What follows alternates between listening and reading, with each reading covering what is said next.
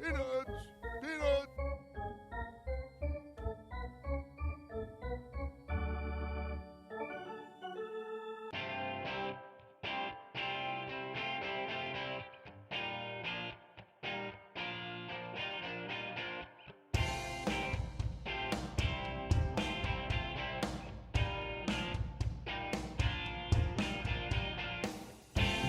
Good morning, everybody, and welcome to another edition of the Bat Around. I'm your host, Paul Bailey, and joining me back with us today from Pigtown Sports, he is Zach Moore. Zach, good morning. How are you today? Been doing good, man. How you been? Been doing well. Been doing well. Orioles pretty damn active this offseason to start. So feeling pretty, despite what people may think, feeling pretty good about how this offseason is unwinding here. Today's show is brought to you by Help My Gambling Problem. If you or a loved one has a gambling problem, call 1-800-GAMBLER or visit helpmygamblingproblem.org for free confidential services. And yeah, let's jump right into it, Zach. It was, I believe, Tuesday night. It was late Tuesday night, almost midnight. When it comes across our ticker on whatever sports channel you were watching, it says Orioles trade Grayson Rodriguez to the Los Angeles Angels. In return, they get Taylor Ward. Taylor Ward last year hit 228 with a 317 on base percentage, 175 strikeouts, but 75 walks, 36 home runs, 103 RBI. Grayson Rodriguez, on the other hand, hasn't pitched in a big league game since July 31st, 2024.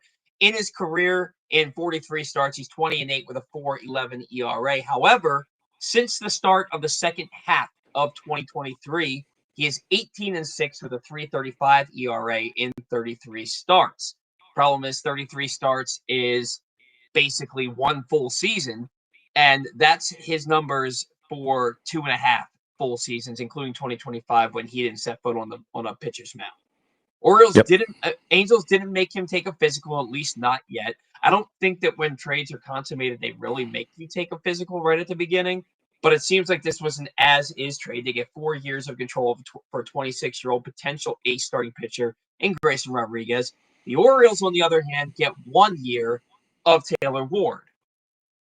My initial reaction was, I hate this trade, and has nothing to do with Grayson Rodriguez.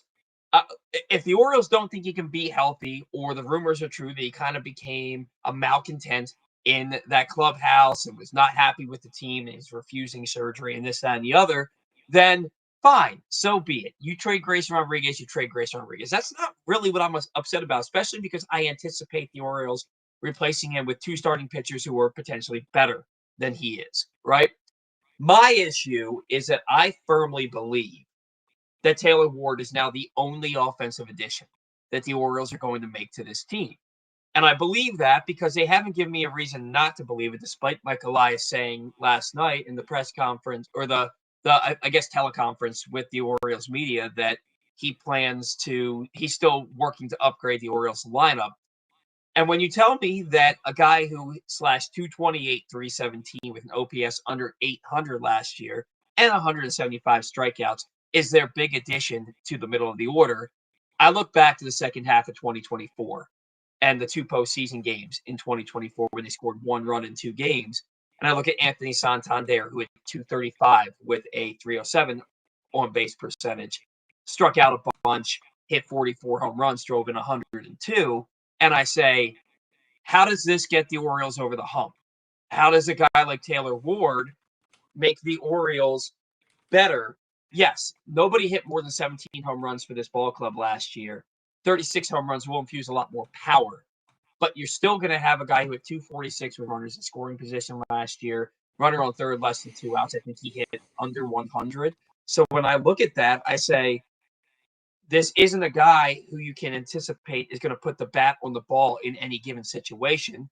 We already have a Colton Cowser who struggled to hit his weight, strikes out 150 plus times a year, and doesn't hit well with runners in scoring position. So how does this make the Orioles better? That's my knee-jerk reaction. Love hitting 30 plus home runs, love hitting 100 RBIs, love adding that to the lineup. I just feel like they need to add a more complete hitter to put them over the hump. So from the people that I've talked to around the team, they're in on Pete Schwarber and Bo Bichette. They've talked to all three of them already numerous times via Skype, Zoom. I don't even know, whatever they're using. They're trying to get a deal done with two of the three. So, I mean, that would be great. Penn's got to hit the paper at this point, though. Right. Taylor, I think, is a great addition, honestly. And look, I'm on record on Twitter and saying that Grayson was a clubhouse issue, and that's why he was gone. Teams don't get rid of guys with 4 years of control because of injury history. They don't. Kyle Bradish is on his second or third surgery. Tyler Wells' second or third surgery. Felix Bautista's on his third surgery. They're not gone.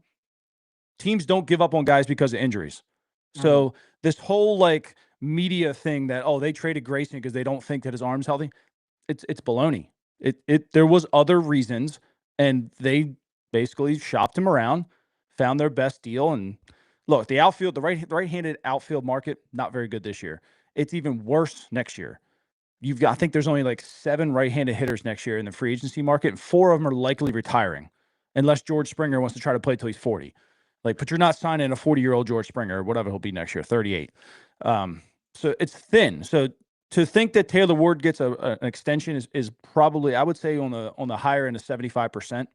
They're going to try and keep that bat around. I found his numbers to be very interesting last year. He hit 188 at home with just 15 home runs and 49 RBIs. Not very good, but it's not a hitter's ballpark. But what he did on the road was hit 268 with 21 home runs and 60 RBIs, or 54 RBIs, sorry. And the walks were 43 to 78 Ks, completely different hitter on the road. Now, why? I don't know. You could speculate plenty of things, but to see maybe what he could bring, getting out of LA, getting into Baltimore, which is probably more of a hitter-friendly ballpark, would he hit better than 228? I would say probably yes. I mean, you got to think. Camden Yards is a hitter's ballpark. Yankee Stadium's a hitter's ballpark. He could sit there and pepper the wall in Boston for freaking every at bat, for a single or a double. And even Tropicana is a pretty hitter's ballpark. Toronto, we know for a fact, is a right-hander heavy ballpark.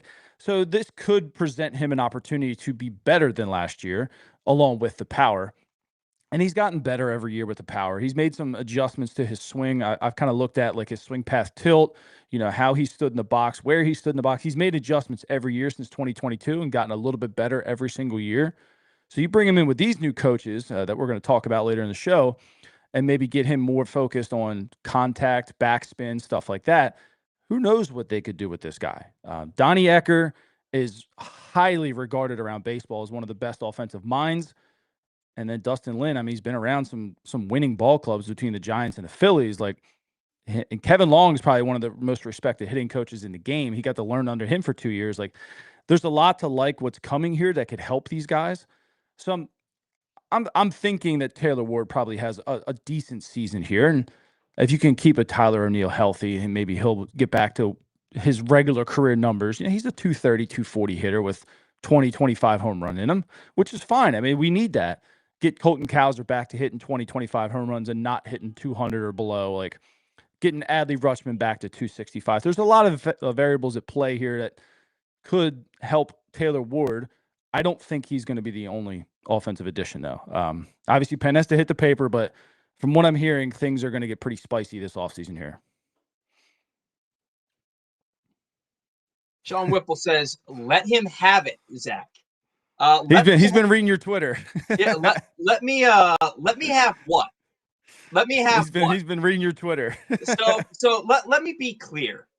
Let me be clear, because I feel like there's a big misunderstanding here. I don't hate bringing Taylor Ward onto the team. I don't hate that. I hate it if he's the only move, because he's not the complete hitter that they need to be the main addition. Okay? You don't have to like that. That's my opinion. I'm not going to change my opinion to make you feel better. All right? There's nothing to let me have. Zach doesn't come on this show to let me have it. Zach comes on this show because we like to talk baseball. And the fact of the matter is, I'm 41 years old. The Orioles have made the playoffs 7 times. 7 times in my entire life. Never gotten past the ALCS. So, yeah, I want them to sign a hitter that can hit 280 with a 360 on base percentage and an 830 plus OPS, which was Taylor Ward in 2022. If Taylor Ward can replicate that slash line in 2026 and he drops 30 home runs, it's exactly what the Orioles need. However, I do believe that the Orioles need more than that. If that's, he's a good compliment. He's a thank you. He's a complimentary player. If he bats sixth for the Orioles and they bring in a Pete Alonso or they bring in a Kyle Tucker or a Cody Bellinger, then suddenly they have one of the best offenses in baseball. All right, you heard what Zach was just saying, right? Which was if Colton Cowser can get back to hitting 20, 25 home runs and not hitting below 200, if Tyler O'Neill can stay healthy and hit 25 home runs, if Adley Rutschman can get back to being the hitter he was the first half of 2024, if Gunnar Henderson gets back to he was, if Jordan Westburg doesn't have freak injuries, if Jackson Holiday takes that next step forward. We had all of these ifs last offseason, and what happened? Right? Everybody progressed across the board. So to sit there and say that we should anticipate that all those things are going to happen, we're not living in reality there. We just aren't. Yeah. I like Taylor Ward. I like adding 36 homers and 100 RBIs and 75 walks to the lineup. I don't like adding 175 strikeouts and a 317 on base percentage as the only move. There's nothing to let me have. I believe that the team needs to be better than that. And from what Zach's saying, makes me excited. I maybe they will. It gives me more hope to know that Zach knows people in the industry who are saying the Orioles are being really aggressive and they've made offers. Have they made offers? Is that what you said, or they're attempting to make offers? No, just Skype meetings. They've talked to a couple closers too. The only thing I've really been told was they're just completely out on Devin Williams after speaking with him. Well, and I'm glad about that. He had a terrible year, and he's also pretty arrogant for somebody who had a terrible year last year. But look, the other thing is, if they go out and they sign two frontline starting pitchers or trade for one, sign another, trade for two. I don't care how they do it, but they bring two frontline starting pitchers. They bring in a legitimate back end closer and setup man. Like suddenly, Taylor Ward looks that much better because now the Orioles don't need to score 5 to 6 runs a game. They can score 4 runs and win most of their ball games. We saw what happened with the pitching staff the first half of 24 when everybody was healthy. The Orioles had the best rotation in baseball. The offense was not great, but not terrible. And they were winning. They were the best team in baseball, and then everybody got hurt. So if you bring in two starting pitchers, two legitimate starting pitchers, a closer, a setup man, now all of a sudden Taylor Ward looks that much better because of what you have around him. And I do believe that a guy like Gunnar Henderson will get back to hitting 30-plus home runs. And Jordan Westburg, if he stays healthy, will hit 20-plus home runs. And if Samuel Basallo takes that next step, which you expect him to do, then all of a sudden this lineup is that much more formidable. But for right now, I mean, last year I convinced myself that signing Sagano and Morton and O'Neill were good moves that we're going to get the Orioles to take that next step and improve upon 2024, and it blew up in our faces. So until we see more, I have to go based on what they do, not what I speculate they're going to do moving forward. Yeah, pen's got to hit the paper. I mean, we all have PTSD of this organization, so I mean, it's nice to hear things. We haven't. Yeah, we heard some grumblings last year, but I mean, prior to last year, we've really never even heard the Orioles ever in on anybody. So it is a little bit a step in the right direction, so to say. But pen's still got to hit the paper. I'm looking actually at Taylor Ward maybe hitting 3-hole for us, which sounds kind of weird. I don't know who you would have hitting 2-hole really, but I'm looking at what Ward did last year. He had 125 plate appearances in 3-hole, had 913 OPS. You put him at 3, Gunnar at 4, and then maybe Pete Alonso at 5. You're talking about the ultimate protection right there, because Pete really doesn't need much protection behind him, even though there still would be neither Tyler O'Neill or Cowser, or maybe you leave Beavers off, and then Adley squeaks into 2-hole somehow, probably. But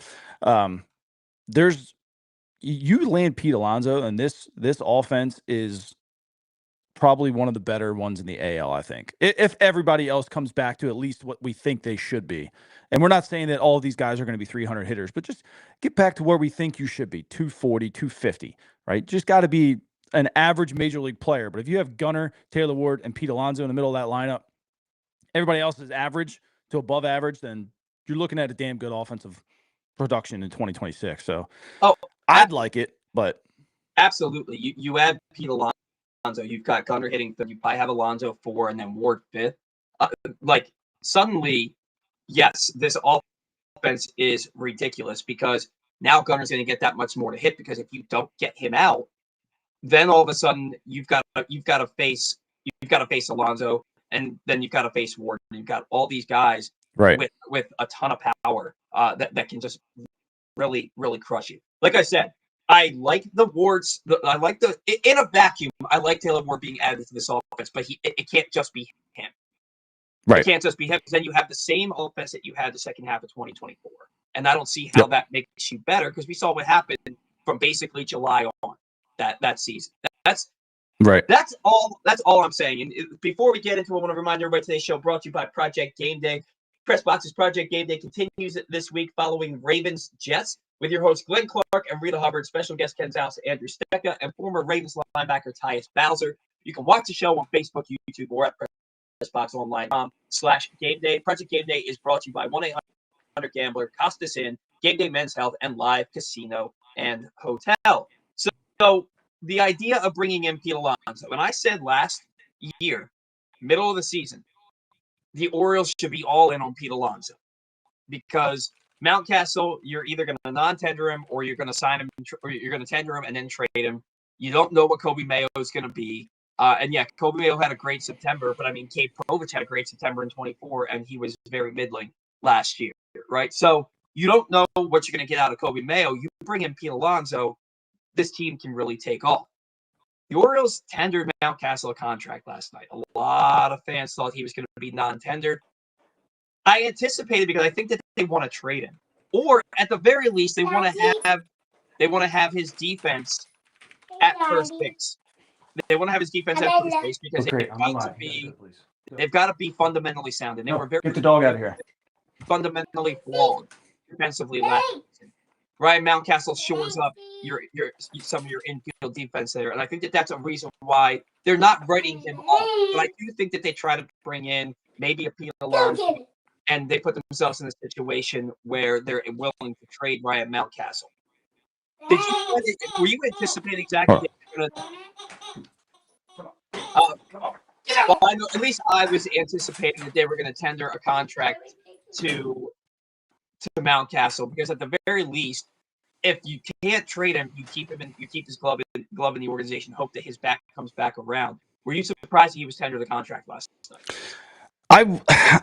I said online that it would be shocking that he did get a contract, because everybody expected him to be gone, and I did too at first. And then when he did get one, I was like, it kind of does make sense. Like, if you are trying to trade Kobe Mayo, you have an insurance policy.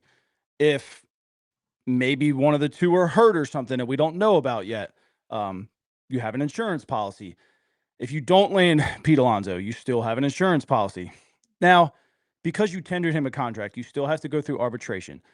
Tendering him a contract gives them time. He's owed no money until they agree to it in court.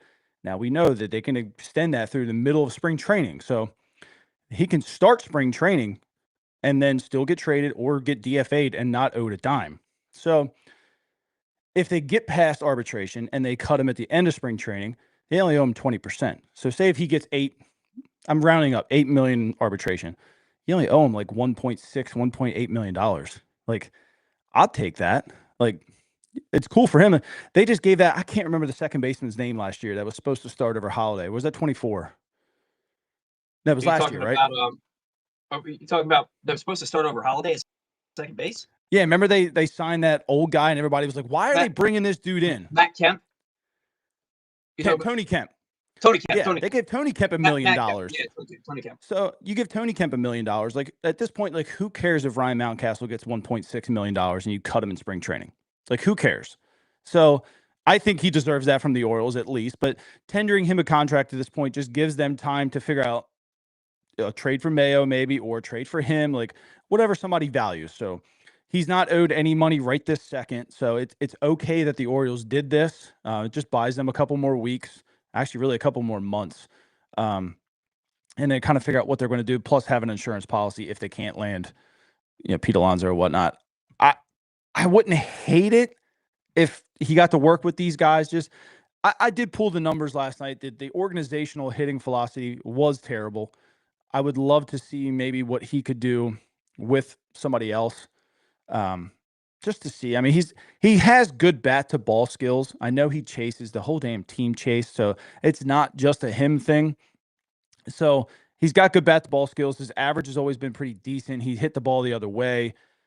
Maybe get these guys back in, getting him back in his mind that yes, you are powerful. Pull the ball a little bit. Start hitting it on line, hit that backspin like you used to. I mean, the guy hit 30 home runs in the big leagues. It's not like he can't do it. Was it a fluke? Maybe, but it is there. You just got to try and find it. I don't know. I don't know. But it gives him time. So there's nothing wrong with just at least having time. Yeah. Can you hear me better? Is this better? I think you have to select the new mic. It said that it was selected. Let's There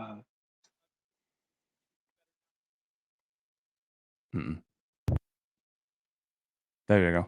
Oh, nope. Now you're silent. Let's see. That sounds better. Better? Yeah. Okay. Yeah, because we were, good audio, bad audio. Audio is choppy. My microphone stand is effed up, and I'm trying to get it fixed. I don't have one that I can put the microphone on. So unless I want to hold it all show, which I'll do because I want people to be able to hear me better, that's why I was just going through the laptop. But we'll go with this. Look, they can. Just by saying that they're tendering him a contract, that doesn't mean that there's a contract for. I mean, there is a contract for him to sign if they tendered him one, but that doesn't mean that they're going to agree to it. And how many times do you see somebody that's arbitration eligible, they tender the contract, nothing gets signed, they trade them, and then they go to arbitration with the new team that they got traded to. So by tendering him a contract, it keeps him here available to, like you were saying, Zach, available to either still be traded, still be cut, or be kept to shore up the defense, because defensively, their fundamentals were way out of whack last year. Like we saw how Gunners at defense improved tremendously. Jackson still left a lot to be desired. When Mountcastle was out for 8 to 12 weeks, we saw that the first base defense really suffered because of that. They need to get more fundamentally sound, and having a good first baseman who's going to save a lot of throwing errors, that helps your ball club, and so maybe. Let's say the Mountcastle is the everyday first baseman for the Orioles. Let's say he hits 270 with 15 to 20 home runs this year. You can take that and be okay with that because of what he provides you defensively in saving a lot of throwing errors. So, but I also, to your point, Zach, I do believe that they're looking to bring in another bat, and it just kind of makes it so if it doesn't happen, you have a decent contingency plan in Ryan Mountcastle. And with that, Kobe Mayo, do you think that this makes it that much more likely that he is part of a package to trade for a legitimate starting pitcher, or maybe maybe a closer or back end reliever? I think they're going to wait on if they can land Pete or somebody, Bellinger or something like that. Then you probably see Mayo go. I don't think by any means they want Kobe Mayo off this team. It's just Kobe Mayo just presents the best trade option. He's got probably the most value. He was a top, coming off the top 100 list. We all know about his power. He did look like he started to get a little bit better at first base. So, I mean, he did get pretty hot towards the end of the season. Their last 4 weeks, he swung the bat fairly well. So I don't think by any means if they have Kobe Mayo on the 2026 roster that they're upset. I think they're probably pretty happy. It's just if they land Pete Alonso, it just allows them to dangle Kobe Mayo out for maybe to start a package for Joe Ryan or somebody like that, or Sandy Alcantara or Edwin Cabrera if they want that, which I don't. But it allows them to kind of dangle him around. So Mountcastle, same thing. It's just it's depth for now, and then they just. Everything's it's a holding pattern until pen hits paper for one of these bigger guys that they move. I mean, we saw the report that Corey Seager might be available. I mean, could they throw a trade around and move him to first base? I mean, it's not like he can't field the ball. He's got a plus 10 fielding run value every single year at shortstop. So, his hands are good enough to play first, and he's only 31 years old. Like that's an option if they wanted to pull that trigger, and you still dangle Kobe Mayo. But that one I think is a little bit harder. I mean, with Pete being right-handed, you could still, kind of platoon him and Basayo at first base. But if you had two lefties, it's definitely much harder. But who knows? I think they like Mayo. I think we all like Mayo. I was actually watching a little bit of Mayo, like kind of compared to Pete Alonso, and I feel like if they mirrored those two stances, you could almost probably get the same player, maybe, at least stance-wise. Obviously, I'm never going to say that Kobe's going to turn into Pete, but it's close. I mean, just for what they look like stature-wise in the box, how they stand, where they hold their hands, how they load, like it's all very, very similar. I would love to see them get him here and then maybe let him work with him or something. I don't know, but I don't know. There's a lot of moves they could make. Well, it seems right now they've put themselves into a position, Zach, where they have a lot of guys that should be everyday players for like three positions, right? Because you're going to have Taylor Ward potentially playing. If the roster stays the way it is right now, you've got Taylor Ward in left field, you've got Cowser in center, you've got O'Neill and Beavers platooning in right field. Mm-hmm. Then you've got Mountcastle, Mayo, Basayo, Rutschman. Who do you DH every day? Who do you play at first base? Who do you play in right field? Who's behind the dish? Because they want Adley and Basayo in the lineup at the same time, right? So one day one of them's catching, the other one's DHing, and vice versa. So then who's playing first base? Cowser, I mean, not Cowser. Mayo or Mountcastle. Who's playing right field? Ward, I'm sorry, Beavers or Tyler O'Neill. There's no way to have all of these guys in the lineup at the same time, but you can't justifiably not play one of them. The Ward signing is in my belief, in anticipation that they're saying we can't count on Tyler O'Neill to post up. We can't count on him. I also don't think that you should put Dylan Beavers in a situation where he's platooning. The guy, I think he's starting right field every day. I would have to imagine that he has to. So then if you want Tyler O'Neill in the lineup, he's got a DH. Well, then who's sitting between Rutschman and Basayo? Who's sitting between Mountcastle and Mayo? It really makes you think a trade's coming or a DFA that we didn't see coming is coming. I personally think there's a good chance that the Orioles could be shopping Colton Cowser. And I would love it's possible. I would love to get your thoughts on that because, I mean, but at the same time, he's the only guy on the roster that you can really trust in center field. I have no idea what they're going to do. When you look at the roster as it's currently situated, there is no way that they're entering spring training with all of these guys on this roster. No. And we haven't even talked about Jeremiah Jackson yet. Yeah. Which is a guy that I feel like has probably earned a lot of at-bats as well. Where do you put him? Now, Jeremiah Jackson has played 175 innings in center field. So is that a right-handed option potentially to swap with Cowser against tough lefties? Beavers is actually faster than Cowser. I don't know if his defense is as good, but he is faster. So they might have internal options if they want to try it. Enrique Bradfield Jr. could make this team out of spring training for all we know. I honestly think they're going to give him a legitimate shot to try to see if he can hit. Now, I did watch Arizona Fall League. Yeah, I watched him. So did you watch him at all, his at-bats? I didn't get a chance, unfortunately. I think the O's are going to just completely scrap everything. So he points his front foot at the pitcher. And he's wide open. And he stands literally like this with his knob pointing at the pitcher and staring at him wide open, just like I'm looking at this camera. This is how he stands at the pitcher.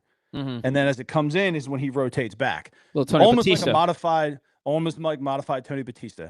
But Tony was open. Bradfield's literally pointing at the pitcher. So it's very odd. I think the new staff here is going to fix that pretty quickly. It worked for him, so to say, because you're still getting into a hitting position. It doesn't matter how you start. I mean, baseball has proven that time after time after time over these years. It doesn't matter how you start. It matters is, you get your hands back. But, he could get changed. He could make that lineup out of there. I seen somebody just mention Tavares. I don't want Tavares on this team at all. Neither do I. Neither do I. Give him his $1 million and cut him. Sure, he can play a little bit of outfield. I don't care. I don't need another Jorge Mateo that plays once every 6 days and just catches 1 or 2 balls in center field. I don't need that roster spot. Just cut him, get rid of him. Let somebody else pay him to run and stuff like that. We've got plenty of speed. We don't really, I mean, could you use it? Sure. Especially if you sign Pete, have a late inning runner, but I have PTSD from the whole Mateo situation. I don't want anybody like that on this roster. It sucks to even say that. But there might be internal options. I think they valued Taylor Ward over Harrison Bader, especially at the price range, even though I think Ward is probably, after arbitration, going to make a little bit more than what Bader would have made this year. I just think that they probably Bader was probably good enough for center field, but I think they wanted more pop. So we'll see. We'll see. So I am intrigued by the idea of Enrique Bradfield. And so let's say that the Orioles pull off a trade and there's space now for Pete Alonso, right? You've got Pete Alonso playing in you've got Pete Alonso DHing playing first base. Maybe you've got Ward in left field, you've got Bradfield in center field, and you've got Cowser, Beavers in right field, or some kind of combination. Even then, I don't see how it works. But if you can have those big boppers, you bring in Alonso, you bring in a Ward, you've got Gunn, you've got Westberg, all those guys, right? Does it then make Enrique Bradfield okay to have play center field every day, give you elite defense, elite speed, and bat him ninth and say, you might hit 210, and we're okay with that because of the defense that you bring in. When you do get on base, you're going to steal second and third base every time. Like, do the Orioles become okay with that? If you have multiple other guys in a lineup that are good, like Pete or Bregman or something like that, but if you had Bradfield and Cowser in a lineup and Holiday, I think there's just too many holes at that point, at least from what we have to go into the season with. I mean, obviously they could get better. But speaking from at this exact moment, I don't know if there's just too many holes at that point. Now, Tampa did it with, was it Sampson? What's his name? Simpson. I think his last name's Simpson, right? Yeah. Yeah. They didn't care. It was just go run and get the ball. He had no arm. They didn't care. Just get it in. You can cut it off, hold a guy to a single, get it in, drop a bunt, steal second, steal third, steal home if you had to. Like, they could very well give Bradfield that opportunity. I don't think he's as fast as Simpson, but he's not that far behind. So it's possible. I mean, look, this defense sucked last year in all phases, infield, outfield, catching. They were not good at catching the ball and doing the routine things. They just weren't good. So they could prioritize defense and stick him out there. And I wouldn't complain. I wouldn't complain one bit. Because like you said, 210, if you hit him in the 9 hole, like, okay, like, whatever. You know what I mean? Like, Enrique Bradfield plays center field for the Baltimore Orioles in 140 games this year, and he hits 210. Let's say with like a 290 on base percentage, right? Yeah, that's still a guy who's going to give you Gold Glove defense, and he probably still steals 30 to 40 bags, if not more, right? Because when and he's also somebody who can lay down a bunt and use his legs to get infield hits, right? So I look at a guy like here's the thing. Let's be perfectly honest and realistic about this. It's not going to happen. I don't see when you look at this. It could. I just don't. I don't see it unless you trade Colton Cowser or Dylan Beavers. That's the only way that I think it could happen, because I do think that the Orioles look at their entire outfield as it currently stands, and they see all those guys as everyday players.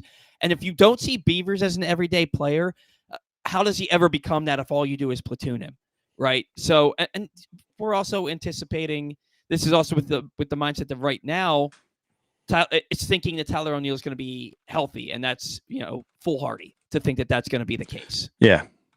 No, I don't think we see the platoon as much anymore.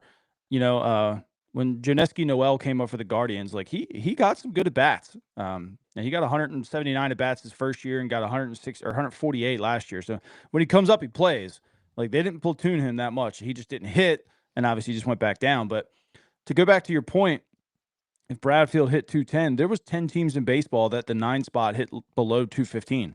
And Baltimore hit 209. So if he hits 210, like you said, if you got other pieces around him, who cares? You know, they had the best team in baseball had 27 steals out of the 9 spot, and the Orioles had 16, which is probably most of them was Mateo. Yeah.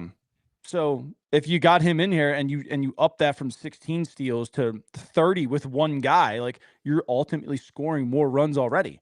So I don't see it as an impossible situation. It just, I mean, they would have to obviously get the right package if they wanted to deal Colton, but Colton could go either way. Colton, look, he didn't have a healthy offseason last year. Remember, he got hit in the playoffs in 2024, broke his wrist. Yeah. He missed a lot of his offseason. And then he slides into first base, game 2 or 3, and breaks his thumb.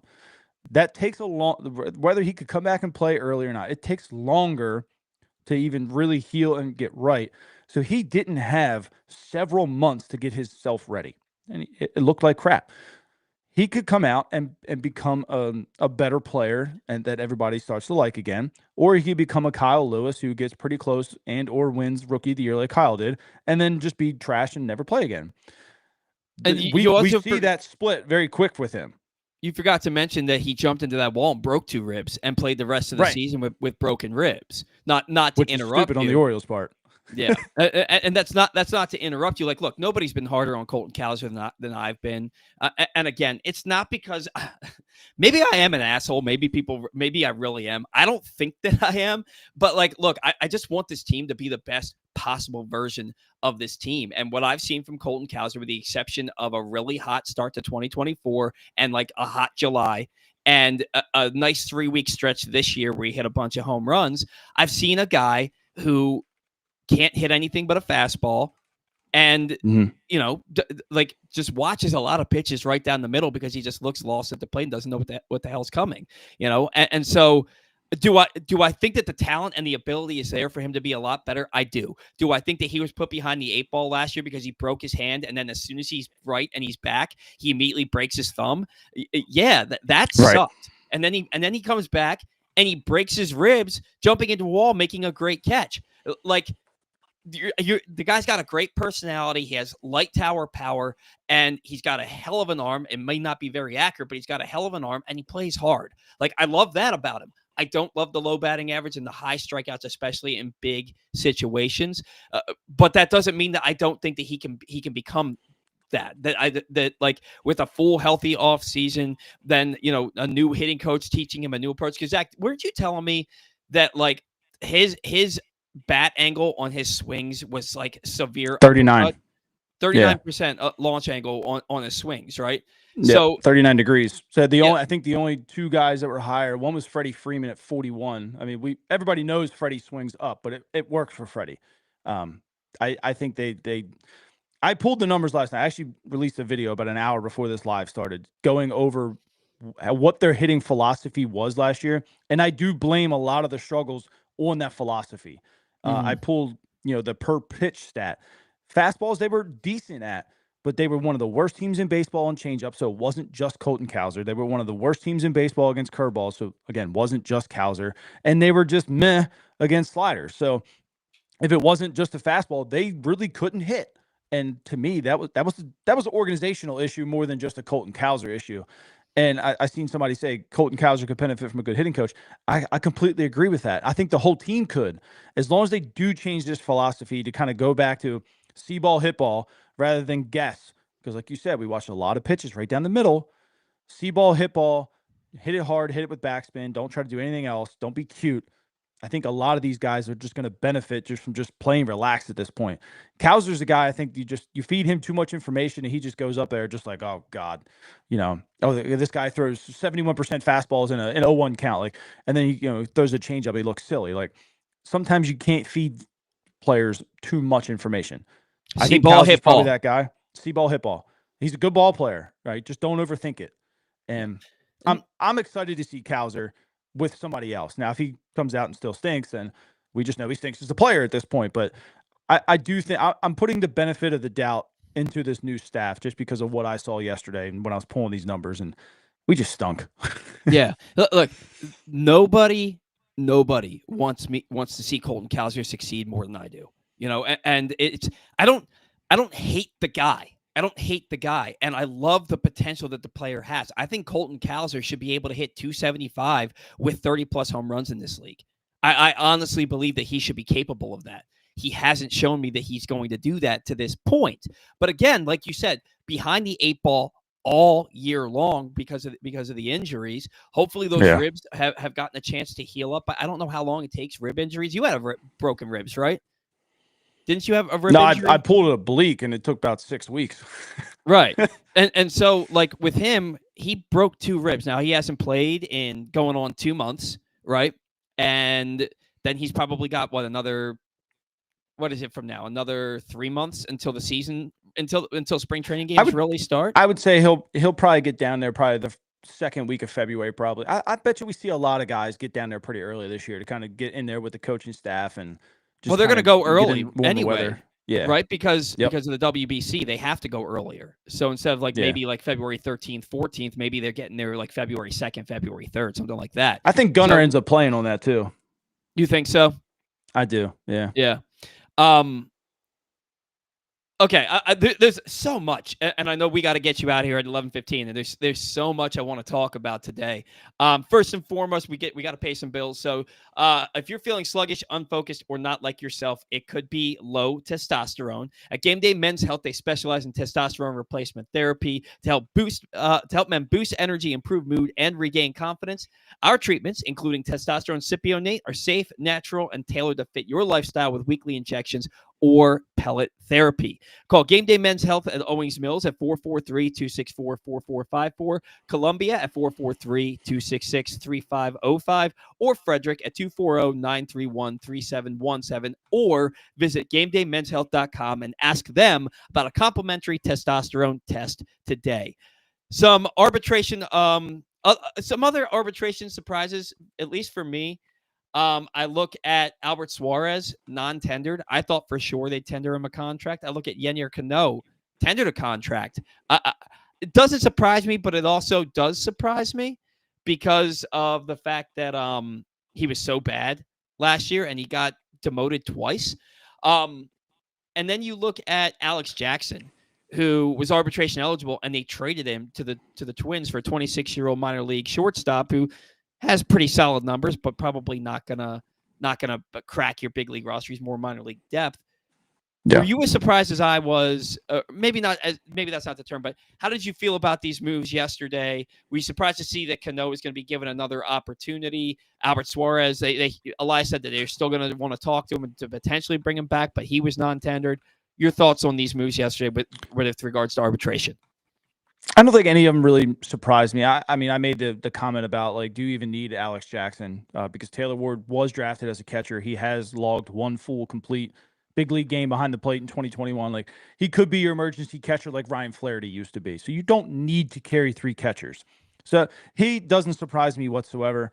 Cano really doesn't surprise me either. It's just $1.8 million. That's an easy risk. He still has 2 minor league options left. He starts the year in AAA. He's basically making $800,000 more than, an average AAA player who's played more than 6 years. So it's not that big of a deal to kind of hold him down there and kind of see if he can fix it. I've pulled his numbers. As long as he doesn't throw a sinker, he's completely fine. But the problem is you got to get the ball over the plate at some point. You can't throw a changeup every time, but the four seam is actually okay. The sinker gets absolutely demolished. And I think it's because it rides right back in the middle of the plate pretty much every single time. He can't throw it on the corners, but he can throw the changeup on the corners, which is why it's an effective pitch. I think they go in there. They're probably going to look at that. They might tweak maybe the grip or something like that. They may switch to a cutter. He started throwing a cutter at the very end of last year. So we'll see. I mean, maybe that's something that they kind of move to him full time. Give him a little bit of time to kind of throw with it. We'll see what he does in spring. I don't know. I just think it's kind of worth it for $1.8 million. It's kind of whatever. It makes sense. Yeah. Jabo says options versus no options. He's got 2 options remaining, right? So it does make sense. And he doesn't have, just because he's going to be tendered a contract doesn't mean he has to start on the big league roster. Cano could start in AAA. this season and earn his way back up. But anyway, go ahead with Suarez. It doesn't even have to be 1.8 either. That's just Sports Track's market value. You know, they could say like, hey, you struggled this year. We're going to start you in AAA. We're only giving you 1.4, 1.5. Like, and at that point, it's even better. Like, it doesn't even matter. So Suarez, I think maybe probably shocked some people, but maybe the shoulder's not as healthy as maybe they anticipated. And they're going to try and get him a little bit cheaper. That I don't know. I don't think his arbitration number would have been much different than the contract they would probably re-sign him at if they wanted to go that route. But I don't know. I mean, he's older. He's what, 35, 36. Maybe they just cut bait, you know, and thank him for his services. I don't know. Well, Tyler Wells can replace that role. 100% replace, and maybe do it better. Right. So, I mean, maybe it came down to a roster size issue with the 40-man because you did give Batista that contract. There's a lot of variables that we'll probably never know of why it happened. If they bring him back, then you know it was some kind of roster construction issue or something. So I don't know. That one was probably the most surprising, but to me, it's whatever. At this point, you should be bringing in better pitchers in your bullpen than him anyway. Yeah. You said Batista. They gave him what, 2.6 million or 2.5 million for 2.6, yeah, 2.6 for 2026, and with that, it's not a lot of money. He's going to have to rehab the entire season anyway. Look, you and I both agree he's probably done. He's probably done. But if he's not, right? If he's not, and you non-tender him, and another team picks him up for 2.6 million, and then he comes back in 2027 throwing 98, 99, 100 with a nasty sinker or a nasty splitter, then you're sitting there and you're like, we're pissed off at the front office for not keeping him in-house. And so, like, I'm inclined to think that he's going to be done for his career. I just don't see how you come back from a completely torn rotator cuff and a completely torn labrum and have any kind of velocity after that. Right. But it doesn't cost you a lot to wait and see, you know? Yep. I completely agree. Yeah. So then hey, by the way, just a little sidebar here. We keep seeing the ornithologically correct bird on these Orioles posts. And do you think they're going to be making that bird more prominent this year? Yeah. Mm-hmm. Like the hat I'm wearing right now, I'm not going to take off my headphones, but the hat I'm wearing right now is the one with the white panel on the front with the ornithologically correct bird. Do you think we see a lot more of that, like on the hats on the field? Probably. Yeah. I think that's coming too. I always liked that bird. Like the teams I grew up watching, like the 96 and 97 Orioles. I loved the 93 Orioles for some reason. They had that bird on their hat. So I have, and I still have one of the old hats hanging up right there. You can't see it. Isn't that the logo that Rubenstein wears all the time too? Yeah. Well, is that what he wears? Or does he wear like the diamond with the Orioles in the across the middle? He does that too. Yeah. Yeah, so I think that they're going to use it all. I don't know why we have to, like, you know, retire anything anyway. Just use every logo you've got. They got a ton of them. They got a ton of cool logos. Use all of them at different points. But anyway, that was just a little bit of a sidebar. So a lot of people are starting to ask in the comments here, like, what moves the Orioles could make. I want to go back where. Oh, okay, Jabo. He said, "What are the odds we sign Alonso or Tucker? Best guess." Tucker, I would say, yeah, go ahead. Tucker, I'm going to put it 10% or less. I really think Boris is going to use them for leverage. I would love, if the Orioles come out tomorrow and they've given him 11 years, $440 million, you know, I'll jump up and down. You know what I mean? But I don't know if the Orioles are willing to go that high.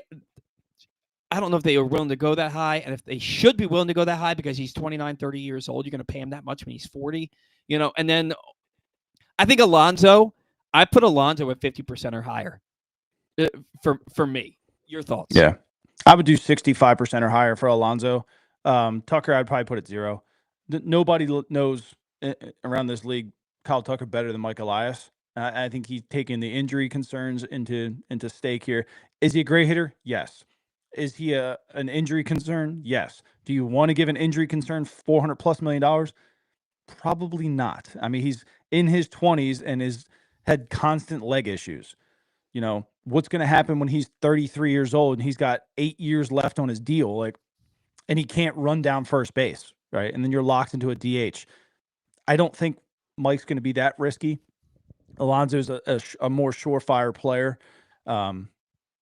It's just, I mean, I'd take Bo Bichette over Kyle Tucker, to be completely honest with you. Is Tucker a great player? He really is. But you get half the amount of money spent for almost the same type of production. I'd rather have Bichette. With regards to Tucker, I would not be surprised. He's going to sign with somebody else. He may go back to the Cubs. I don't think he wants to go back to the Cubs, to be perfectly honest with you. He may sign with the Dodgers. He may sign with the Yankees. Maybe he ends up in Boston. I don't know. What I do firmly believe I see the Giants going big after him. Yeah, I could see that too. They went big after Judge before he ended up re-signing with the Yankees. I could see the Giants doing that. The way that I look at Tucker, I think we're going to hear something very similar later in the offseason, maybe even in the spring training, like what we heard about Corbin Burns, where the Orioles offer Tucker. Maybe they offer him something like 5 years and $235 million. 5 years, $250 million, where they're offering him $45 to $50 million for over the course of a smaller term contract. So the average annual value higher than what he gets offered from anybody else, but the years are lower because of exactly what you said, the leg issues. He's 29 years old. Are you really willing when he's 35, 36 and he's a full-time DH? You know what I mean? Are you still willing to pay him that kind of money? So you get the best out of his remaining prime years, and then you're done with him. And I don't think that he signs for that. I don't see it. I don't think he signs for that. So Pete Alonso, I think you can get Alonso for 4 to 5 years with a high average annual value. If you give Alonso, and what do you think that average annual value is going to be for a guy like Alonso? Is it going to be, 30, 35 million? Are probably 30. High? Yeah. So 4 years, 5 years, 120 to 150 million. Is he willing to sign that? To come be the force in the Orioles lineup? And then with regards to Bichette, I would love to have Bo Bichette. I would love to have Bo Bichette, and then where's he going to play? I don't know that they need to trade Holiday to bring in Bichette, because you could bring in Bichette and you could move Holiday to the outfield, or you could move Holiday to short, Gunnar to third, Westberg to first. Or Bichette could play first base. To add a guy who, if he stays healthy and he plays 140, 150 games, he's going to hit over 300. He's going to hit close to 30 home runs, and he's going to get close to 200 hits. Sign me up for that in blood. You put Bo Bichette in the top of your lineup. Wow. Yeah. Now, I mean, Bo's played less games than Tucker since 2023, but he had that broken wrist and missed a lot of time. I think he got hit by a pitch or something. That's just a freak accident. Yeah. I'm not saying Tucker's a bad player by any means. Obviously, Tucker's the head and clear shoulder best player available this year. It's that risk once he hits 33. You get 3 good seasons out of him in an 11-year contract. That's tough. Now, if you win a World Series in those 3 years, is it worth it? Maybe, but I'd want to win 2. I'm greedy, right? But we should probably start with 1 first, but or even just a playoff one would be pretty nice at this point. Well, but also you could do something where, like what the Blue Jays did with Anthony Santander, right? Where a lot of that contract is in a signing bonus, and it's really front loaded. And so even though he's making what, 19.5, 20 million a year, his average annual value is more like 13 million a year. There are ways for the guys that are way smarter than Zach and I will figure out to get a guy like Kyle Tucker signed to a long-term deal where you're not hampered in the future.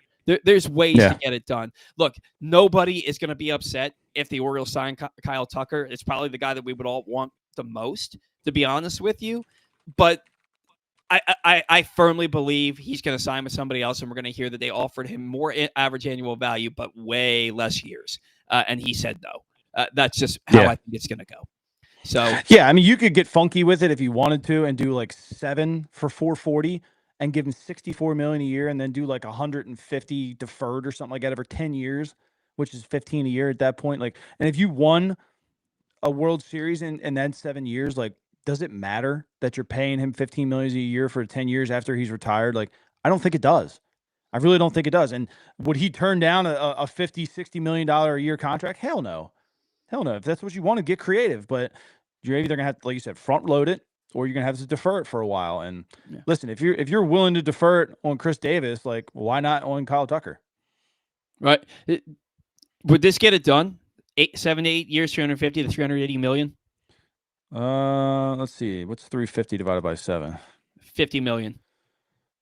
If he would turn that down, he's stupid. Yeah. I think that could get it done because he's making so much money, and you're not. A lot of these long-term contracts, you're paying for the front half of the contract, not the back half. And if you're going to get 4 or 5 good years out of Kyle Tucker, you're okay paying those last 4 or 5 years where you just get a mediocre Tucker who maybe hits 250 with 20 home runs. You're okay with that because he probably helps you win a World Series or 2. Yeah, right? and look, he steals bags too. Even with leg issues, he still has 66 steals since 23, and he can move. 380 on base percentage. He's a good ball player, and he definitely would help. Hit 74 home runs in the last 3 years, and that's with missing time. So I'm not against it if they want to go that route. I just think somebody else is going to get a little bit more creative than us. I think we're just going to look right now to just spend the money up front. I don't think they want to spend money. I just don't know if they want to spend $380+ million on one guy. Right. I think that's a little tough in year one to really spend money. But if you want to go win and make a splash, then just go do it. Jabo agrees with you. If the Orioles acquire Bichette, then Westberg or Mayo is definitely going. I don't see one of them, sure. I don't see any way they're trading Westberg right now. Now, talk to me next offseason if he has these freak injuries again and he only plays 100 games. You know what I mean? Yeah. But I don't see Westberg getting traded right now. They love him. And everybody in Baltimore loves Jordan Westberg. I'm a huge Jordan Westberg guy. Listen, though, he is 26.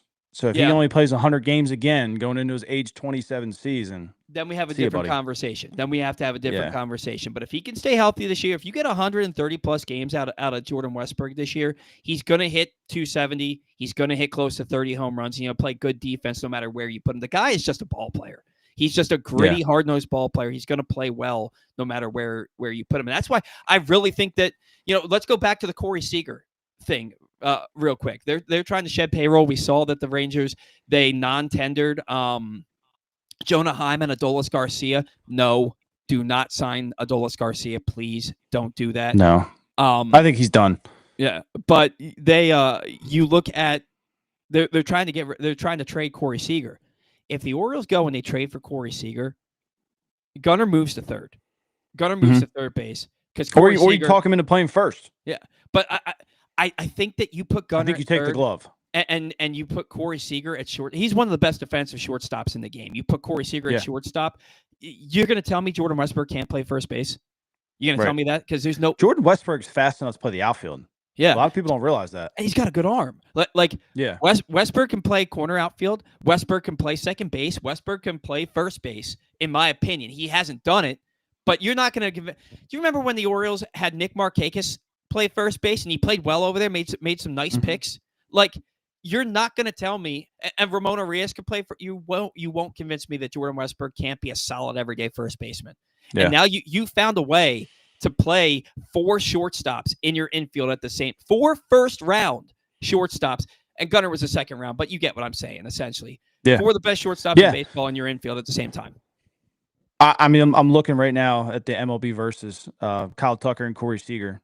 Tucker's got a 14.8 WAR since 23. Seager 18.3. He's a better ball player. Seager played 100 games, 113 games. I think Seager played last year, and his WAR was 6.2. Yeah, Seager's played 30 less games than Kyle Tucker. Has more hits, more home runs, a higher batting average, higher slugging, higher OPS, and a higher OPS plus. Obviously, he only has 6 stolen bases and only 220 RBIs. So Kyle beats him in games, plate appearances, RBIs, and stolen bases, and then on base percentage. What's his salary? Corey Seager. What? 33 a year, I think. I know it's like 6 years left. Yeah, you got 6 years left. But he's 31. 31. Man. So you got this year. Once you got 1, 2, 3, 4, 5, 6 years left at $31 million a year. So you're paying less than you would pay Kyle Tucker, and you would potentially get a better ball player, and he's still left-handed. Can you imagine Gunnar Henderson and Corey Seager hitting in the top third of the Orioles lineup? Sure. Like, and then you go and get Pete Alonso too? My God. Dude, we sound like best offense in baseball. We sound like Yankee fans right now. I saw a Yankees fan post yesterday. Go sign Tucker, bring Bellinger back, and sign Alonso, and let's go. And it's like, right. That's what we kind of sound like right now. But like, even if they don't get Alonso and you trade for Corey Seager, oh my God. So listen, I just want to kind of butt in there for a second. I apologize. Mike Elias can't keep saying these things and saying that we can go into the red. Going into the red means the CBA tax, that first threshold. You know how much money that is that he's saying that they are willing to go into?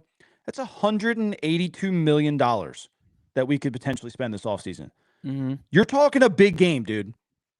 And if you come out and you just bring in Taylor Ward after talking that big game, well, I'm telling you right now, these fans are not coming to watch games. They're projected. Like it's done. Their projected opening day payroll right now, if they do nothing else, like $105 million. They were at $165 million to start last year. So they're 60, that's almost 70 right there. They're 60, 70 million under where you anticipate they should be. That's, I mean, and let's say that they don't. That could be just two players, but it could be. But let's imagine that those two players are, let's say they trade for Corey Seager and they sign Framber Valdez, or those two players are Framber Valdez and Pete Alonso, and then you trade for Mackenzie Gore or Joe Ryan, right? Right. Like now you get excited. Now you get excited because you know it's coming. You know something massive is coming. And we've heard reports in the past that the Orioles have been aggressive. Every single person out there that you trust is saying the Orioles are probably the most aggressive team of the offseason right now. Something's going to happen. Something's going to happen. Like more than something. I think a lot's going to happen because I don't know about you. I think Elias's job is on the line. 100%. 100%. I think his job's on the line. It's not coming from David Rubenstein anymore. I think it's coming from Argetti. Yeah. So, like he's got a lot of money invested into it. He wants things done. Mm-hmm. Mm-hmm. This team is going to look very, very. I think that all of Birdland is going to be giddy when we get to spring training. I don't know I don't know what that means. I don't know who those players are, and so like, I'm glad we did this show today because talking it out, it's like you said earlier, we have PTSD. Last off season, all the trade deadlines, like we have PTSD, right? But you look at it and you think, okay, there's no way that they can get through this off season and not make massive additions to this team. Everything's changed. So everything that they do right now is already changed. It's completely changed. Now, what if the massive payroll additions are one of it is an extension for Gunnar? Are you as excited? I'm excited to have an extension for Gunnar. Are you as excited if that comes at the cost of maybe you only get one starting pitcher instead of two, or maybe you don't add another like big time bat to the middle order to protect Gunnar? I think you got to protect him at this point. And I was kind of looking at Taylor Ward. And I'm glad you brought up protection. Like he had Joe Adell hidden behind him. Like Adell had Mike a nice Trout year was in last front year. of him. He had a power year, but he hit like 208 or 218 or something like that. Like I thought he hit. Nobody feared Joe Adell. No, I think he was pretty terrible. I thought. Really, he hit 236. Was it 236? Yeah, he had two. See, in 23, he had 98 RBIs. Yeah, in 23 and 24, he had 207. But last year he had 236 with 37 home runs. Right, but even after then, like they had God, I just had it pulled up too. I think he had the same OPS as Ward, 111. Yeah, they had nobody hitting fifth. That was any decent at all. Who was it? I think it was Logan O'Hoppe. Like you could go right. Yeah, Logan O'Hoppe had the most at bats, hitting 5th for them. And that dude hit 255 in that role, but like he's had 29 RBIs. Like, Yeah. Who's afraid of Logan O'Hoppe? So you had Noah Chanel, you had Mike Trout, then you had Ward, and then you had Joe Adell. Like, honestly, you went after both of them. They had no protection behind them.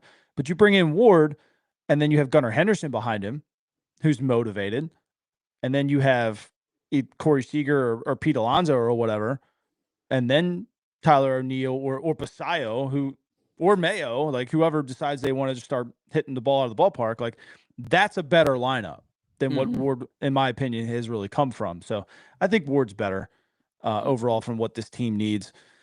But yeah, I mean, I think at this point, you got to protect Gunnar.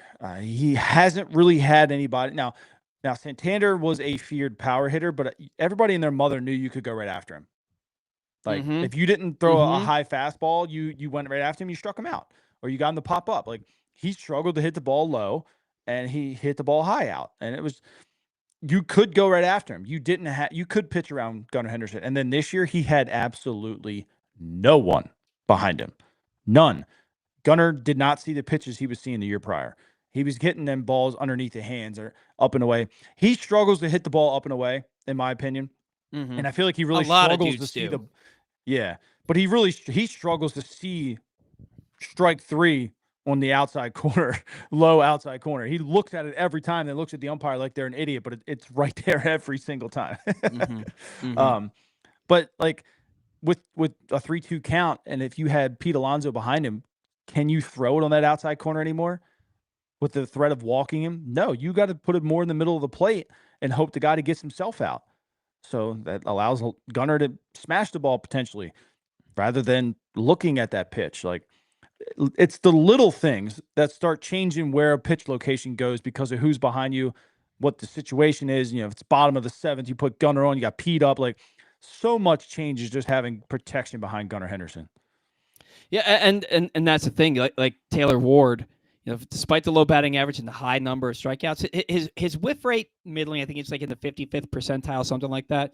His chase rate is in the 90th percentile. So they're going to have to throw the ball over the plate to him to get him out. And that right there does provide more protection for Gunnar. I don't want to get too excited about the idea of who else they could bring in, because then, like, if it doesn't happen, I'm going to be absolutely devastated. You know what I mean? Right. But I'm at that point. It is. I mean, let's be honest. I'm already there.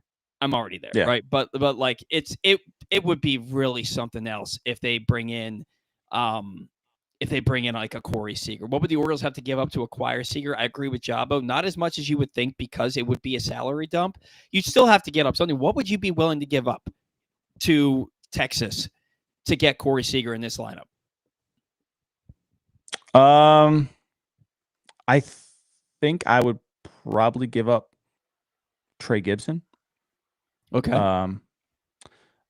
And do you give up a Mayo? Or I was gonna say, do you give up a Mayo or a Kowser as part of that? I would. I don't think he fits their team. They need outfield, obviously, and they need pitching. Well, every team in baseball needs pitching. If they would take Mayo, then yes. I just don't think that it just doesn't fit their plans. Like, I think you would have to add more guys into that rather than just giving them what they need. Are the Orioles the only team in baseball that wouldn't view Mayo as a potential corner outfielder with that arm strength? I mean, you got to catch the ball. You got to run and get the ball. The dude's got like a size like 17 shoe or something like that. Like maybe that's why. Yeah. What are his first steps really like? Yeah, I mean, yeah. I don't know. He's athletic. He's athletic. I'm not saying he's not. I'm just saying, like, are his first steps fast enough to go get that ball in right center and lay out and, you know, do what Anthony Santander did, you know, a game-saving diving play or something. I don't think he could get to that. Could he catch the ball in front of him, you know, running in, running back a little bit? Sure, but we're talking gaps and then in the corners and stuff. Like, can he save runs? If the bat is good enough, then who cares if he lets up a couple here and there? But is the bat good enough right now to let up those runs? That's the big question. We haven't talked about the bullpen basically at all, right? And we only have a little bit of time left. Real quick, I want to remind everybody today's show is brought to you by Glenn Clark Radio. If you missed anything from Glenn Clark Radio this week, including CBS's Charles Davis before he calls Ravens Jets and Angels color analyst Mark Gubica, I can never say his name right, talking about Taylor Ward. Find that and more in the Glenn Clark Radio Week in Review feature at PressBoxOnline.com. And as always, watch or listen to GCR every Monday through Friday at 10 a.m. at PressBoxOnline.com/radio or right here on PressBox's Facebook and YouTube pages. I love the idea of signing Fairbanks, trading for Gore. But signing Fairbanks, the Rays non-tendered, they released him. Basically, they released him. Yeah. What, 2.5 ERA the last few years? Does he immediately become your closer, or do you sign him to be a setup man and then go sign a closer or trade for a closer? I like him as a closer. I mean, the fastball velocity dipped a touch. He still touches 97 from time to time. It's just it doesn't sit at 97 anymore. I think he still's got a pretty good run on the sinker. I like him. I know they do like Helsley too. Who of those would be your setup man, your closer? I don't think it matters.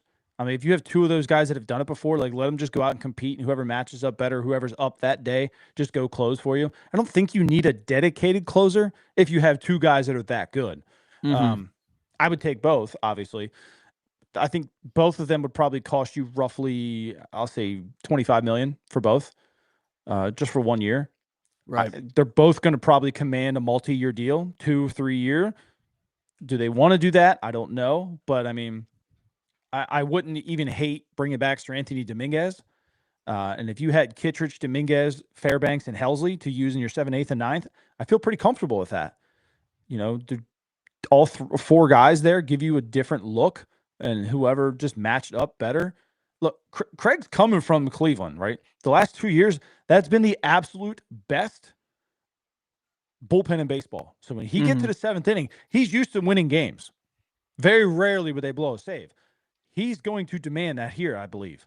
They're going to get some bullpen help. They're not going to go in there and try and finish out or start 26 like they finished out 25.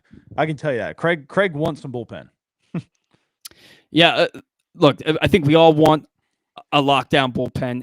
Andrew Kittredge, bringing him back, I really love that move, especially when you got a 17-year-old Dominican player, Dominican shortstop in return for him at the deadline, and now you bring him back for cash considerations. I mean, that's a fleecing in my humble opinion. I like that. I like the idea of Dietrich Enns having an opportunity. Cade Stroud was really good for them last year. So they've got some internal options. I still believe that Cade Povich and what's the other guy's name? Why can't I think of his name? Brandon Young. Yeah, and Brandon Young. I still believe that those guys are bullpen options for this team before their starter options. You've got a lot of internal options. So, yeah, the Orioles need to rebuild their bullpen. They probably don't need to do as much as people think. I think they need a setup guy, and I think they need a closer. And then I think that they move on to other things, And so, you bring in a couple of guys like that. You bring in another bat for the offense, and then starting pitching. What do you think the Orioles make 2 signings, or do you think they make a signing and a trade, 2 trades? What in your heart of hearts, what do you believe they do? Well, I think it depends who's available. I think they're going to swing big first at Framber. If they miss Framber, I think they probably pivot to Michael King. And King is still good. Obviously, he's cheaper, but I do think it's 1 sign, 1 trade. But I think that trade depends on if they get somebody to cover first base, because Mayo's the best chip. You're not trading Basayo. You don't want to trade Beavers, but I mean, I think they're going to try to trade potentially maybe for a couple guys. You might even see a trade for a bullpen arm. It's likely probably going to be a guy that none of us ever even heard of, but he probably just gets outs because that's just how the bullpen works. Guys just get outs that you never even heard of. Guys that weren't even on your radar, like Craig Albarnez as a manager and Taylor Ward as the first offensive addition. Is that what you mean? There's a lot that's going to be done. I think they make 1 signing. I think they make 1 trade to address the rotation, and that's why I'm okay. I wasn't upset about Grayson getting traded, because Grayson's going to be on an innings limit this year. Maybe he's going to have to pitch out. The Angels are going to use him as a starter. We don't know how the Orioles were planning to use him. if the Orioles were planning to use him at all, and they don't feel like they can depend on him. So I was okay with it because I know that he's getting replaced by two starters that are likely as good or better when he's at his best. As far as the bullpen, I think they're going to maybe do a trade and a sign or two signings. They're going to address the bullpen. I'm just excited to see what's going to happen moving forward. By the time we do our next show, I will have my microphone issues addressed because I was just told my microphone is trash. This thing is very old, by the way. I don't know, man. There's just a lot that can happen between now and the start of spring training. It sounds to me like you're moving forward, operating as though the Orioles Mountcastle's not going to be here. Am I reading that correctly with you? Probably. I think it really just depends on when pen hits paper for somebody else. I think right now it's just fully insurance, just in case. Yeah, I tend to agree with you. But I do think they give them their chance. They're going to give them a chance to see, if they work on him, how things work out in spring training. Like, is he getting the lift on the ball again? Is he pulling the ball? Like, all that. So they're going to give him his chance and then make their decision. And then finally, Framber Valdez.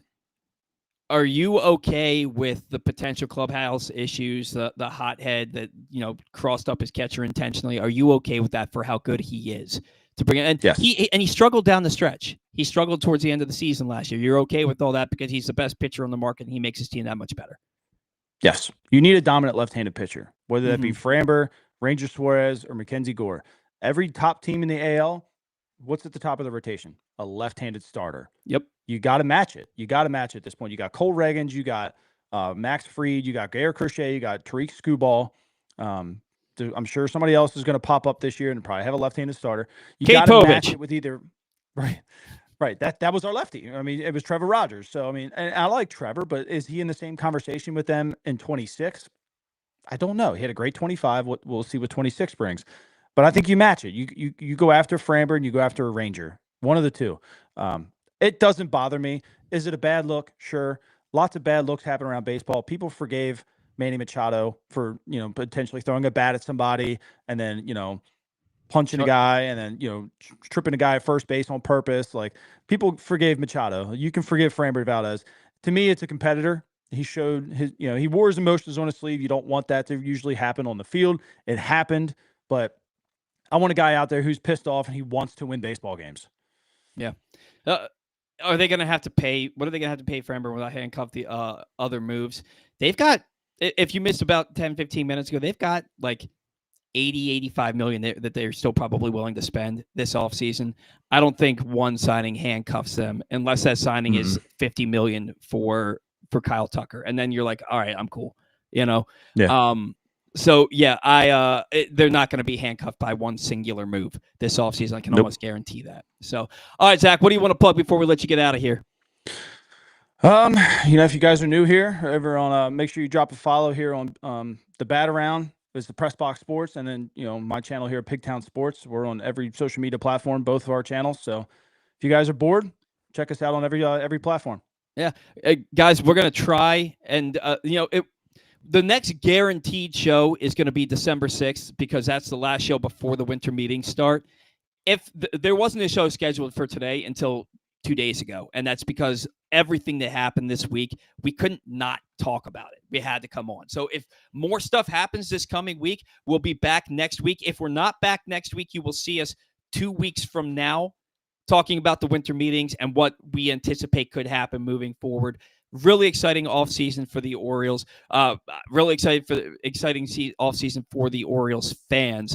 I think we're going to be really, really happy with this team come February. I really, truly do. And if they don't do something at the winter meetings, a lot of these big signings don't happen until after the new year and closer towards spring training. So it's going to suck. We're all going to be, myself included, we're all going to be pretty upset with it. But, something's still going to happen if it doesn't happen at the winter meetings. We just got to be patient. All right. That's going to do it for us here on the Bat Around. Today's show has also been brought to you by, oh my gosh, I still have 2 reads to do.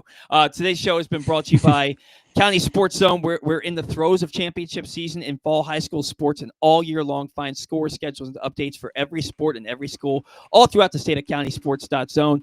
Countysports.zone is proudly sponsored by your local Toyota dealer and buyatoyota.com. Zach, do you have to run?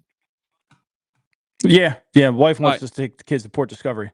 All right, man. Go do what you got to do. I'll finish things up over here. We'll talk throughout the week. All right. All right. See you guys later. Appreciate you, man. And then finally, today's show has also been brought to you by the latest edition of the Press Box print issue. There is a new print issue of Press Box available now. On the cover, Don Marcus learns more about new Maryland Athletic Director Jim Smith and the unique background he brings to the job.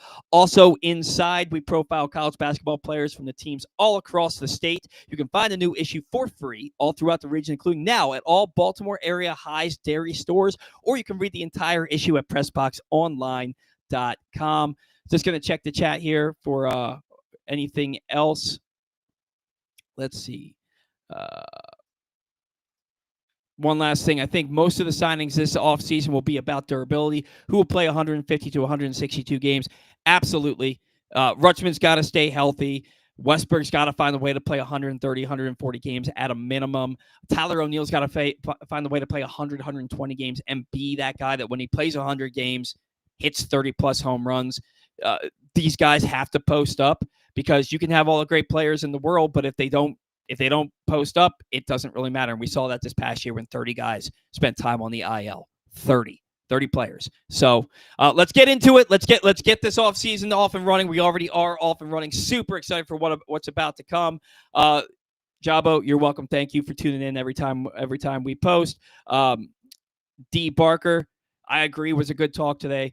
Love talking Orioles baseball with Zach and with all of you. Looking forward to doing it again, and hopefully looking forward to doing it next week, because if we do it next week, that means the Orioles did something pretty big. Whatever they do, we'll talk about all of that and more here on the Bat Around. Until next week, see ya!